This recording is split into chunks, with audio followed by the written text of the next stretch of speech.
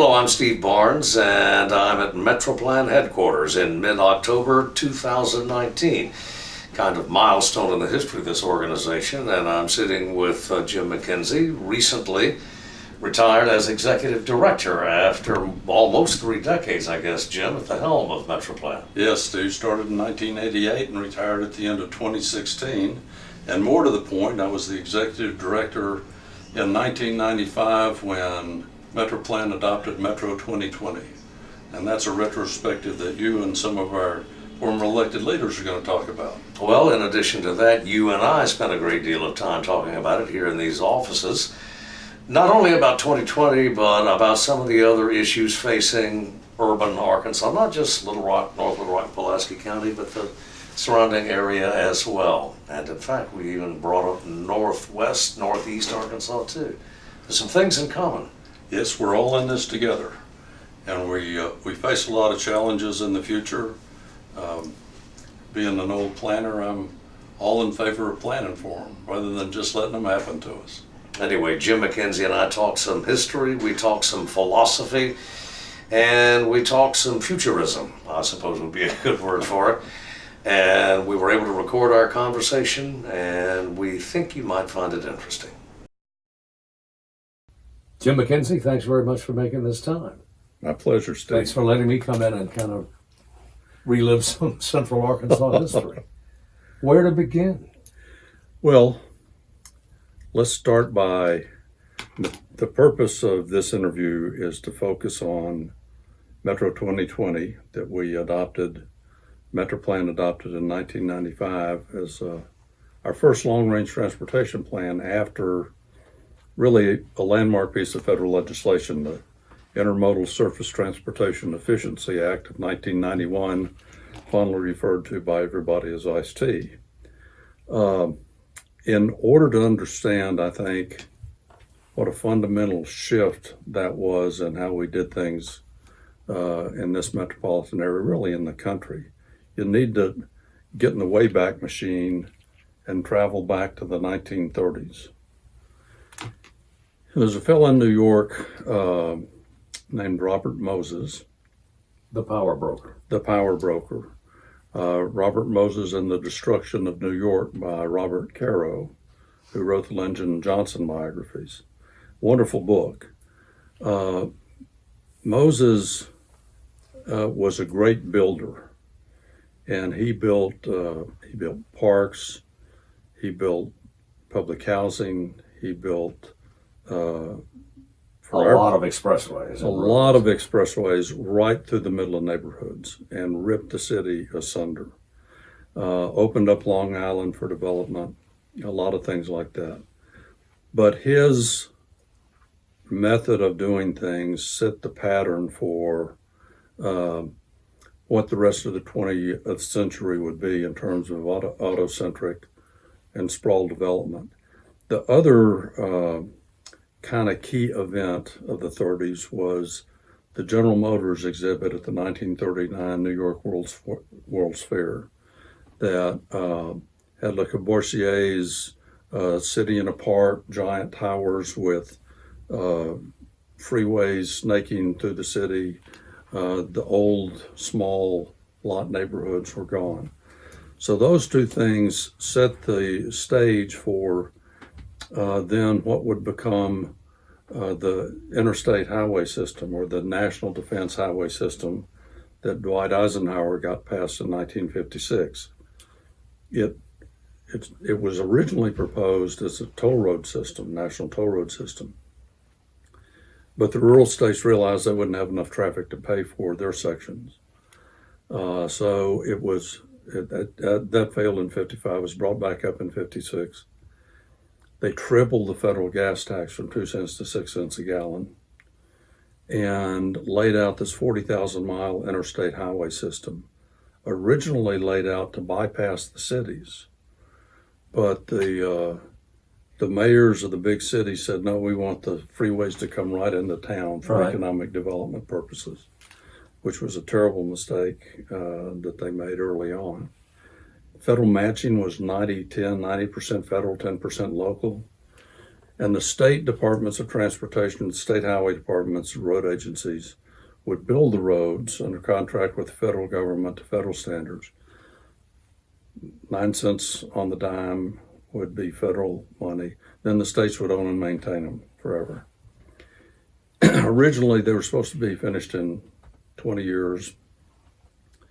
But as these major roadways started, well, that's a government program. Right. But as these major roadways started punching through cities, the people rose up in place after place, most famously in New York, where the I think it was the Lower Manhattan Expressway was to go right through Greenwich Village and Grant Park, and a housewife and a news reporter, Jane Jacobs, organized the folks in Greenwich Village to stand up against the freeway, and she beat Robert Moses, which had never been done by anybody before. But that was just the first of freeway revolts around the country. The Embarcadero in San Francisco was only partially finished, ultimately damaged in the Loma Prieta quake and torn down, replaced most famously with a beautiful parkway and lots of economic development as a result of that. But around the country, the Mount Hood Freeway in Portland, Oregon was stopped. There was a lawsuit here on the Wilbur Mills Freeway on I-630. Didn't stop it, but delayed it for several years, and a lot of important design features like the depressed section in downtown were put in as a result of that. So what the Congress did in reaction to this rebellion by the citizenry was create metropolitan planning organizations in each metro area in the country. And in 1974, Metroplan was designated as the MPO. It was to bring local voices into these highway planning projects so that compromises could be made on the front end, and we didn't have to resort to the courts and lawsuits and delays. Eventually, the interstate highway system was finished in 1991, declared complete. And what had happened between 56 and 91 is that Congress every 6 years or so would pass a new road bill.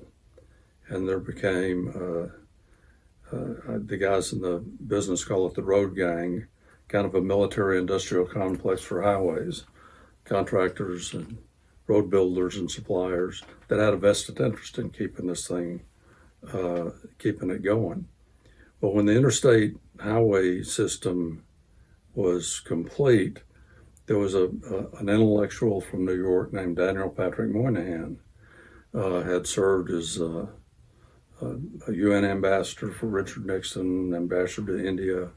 A professor, was a U.S. senator, and very influential on the Senate Environment and Public Works Committee. The Clean Air Act, Clean Water Act, the EPA were all formed under the Nixon administration in the 1970s. But in 1990, different sort of conservatism back then. Different, exactly. In 1990, Moynihan was instrumental in getting the Clean Air Act amendments passed, which brought in particulate matter, fine particulate matter, and tightened the standards significantly. And instead of letting the House Public Works Committee take the lead on the next highway bill, Moynihan had the Senate Environment and Public Works Committee did. And the legislation, the IST legislation that I mentioned earlier, was really fundamental in setting the stage for a different way of doing things. One, it linked roadway funding and the attainment of environmental goals, particularly the Clean Air Act, close together. Never been done before. It vastly increased the amount of federal funding available, especially to metropolitan areas. I don't know if you remember or not, but when George H.W. Bush ran on his no new taxes pledge, part of the deal in getting ICE-T passed was a 5 cent a gallon increase in the federal gas tax. And the president said, okay, I've got to veto this, but you guys can pass it over my veto then. And that's how it became law in December of 1991. It empowered MPOs in the planning process. For the first time, it required us to look at not just roadways, but public transit created the Federal Transit Administration, bikeways, pedestrian ways, railroads, freight movement, and develop and in close proximity with local and regional land use plans. All that was brand new. An integrated approach to. That's right, comprehensive planning instead of siloed planning. The other thing that it brought some discipline to the process was it required, at least at the metropolitan level, unfortunately not at the state level, and that's one of the problems in implementing the plan, I think. Our plans had to be financially constrained, and pre-IST, they were just a compilation of everybody's wish list. All the roads the state was going to build, all the roads that the locals wanted, everything the transit wanted, all got pushed into a plan, and so that's the plan. And then when we get the money, we'll get around to doing it. Well, our plans had to be realistic and had to be financially constrained. Basically, it was a plan to have a plan to have a plan. Exactly. So it also required, Maybe. yes, Maybe. It also required a new level of public involvement. I remember the 1992 National Conference of the American Planning Association was in Washington, D.C. And the keynote speaker was Daniel Patrick Moynihan in the ballroom of the Hilton up by DuPont Circle. And he talked about the IST legislation, the reforms, the hope that the reformers in the Senate and the legislature had for the bill to bring about a more comprehensive planning process, more holistic than just building highways through cities. And he said, now I've given you IST, it's up to you to keep it. I remember that as clear as day. And he was challenging the planning profession then to make good on the promises that the Congress had outlined in the IST legislation. So that's how we got up to IST and how we started the process for Metro 2020. Quite a story. Well, sometimes it's helpful. A chronology, To know how you got to where you are before you plan on where you want to go next. Okay. So that gets us to the early 1990s. Several things happened to Metroplan as a result of IST's passage. One, the federal money that we got went from about $1 million a year to $4 million, $4.5 million a year, quadrupled it. It made the participation in the process, which is always voluntary for our local members, much more lucrative potential for them to participate because now there's real money here. The 90 census also expanded our metropolitan area from just Pulaski and Saline County, which our plans had covered before, to include Lonoke and Faulkner County. So we brought those two counties, Cabot, Conway, some of the other cities in those counties, into the planning process for the first time. We reorganized the Board of Metroplan, which had been organized along kind of a classic Council of Local Governments model, where you had the local governments, you had the school districts, the public utilities, any special purpose government could be a member. And we thank the special purpose governments, gave them their dues back, focused just on the general purpose governments, and focused mainly, but not exclusively, but mainly on this new transportation planning challenge for which we were significantly funded. So that helped a lot there. So we were integrating new members, reorganizing the organization. And in the past, our 2010 plan, for example, we had a technical advisory committee and a policy board. And the technical committee was made up of state and city traffic engineers, basically. So the engineers got to decide what happened. Well, some people would say that traffic engineers destroyed American cities. Matter of fact, it was a traffic engineer that said that at a workshop that we had here. So we did something a little different. That was the Transportation Coordinating Committee. We organized a citizen-based Transportation Advisory Council. So we brought together neighborhood groups, environmental groups, bike advocates, pedestrian advocates, chambers of commerce, roadway contractors, the Union Pacific Railroad, the Port of Little Rock, the Little Rock Airport, all of the groups of interest broadly, not just the technicians, but we're building communities here, not just roadways. So we brought them together, and the board tasked. Aesthetics mattered. Well, aesthetics, yeah. Not just, yes, aesthetics do matter. Too casual a word, aesthetics, I suppose. But